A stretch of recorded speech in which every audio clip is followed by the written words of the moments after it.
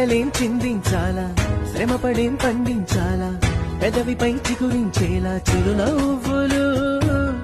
కండలను కరిగించాలా, కొండలను కదిలించాలా, నచ్చి చెడి సాధించాలా సుఖశాంతులు. మనుషులని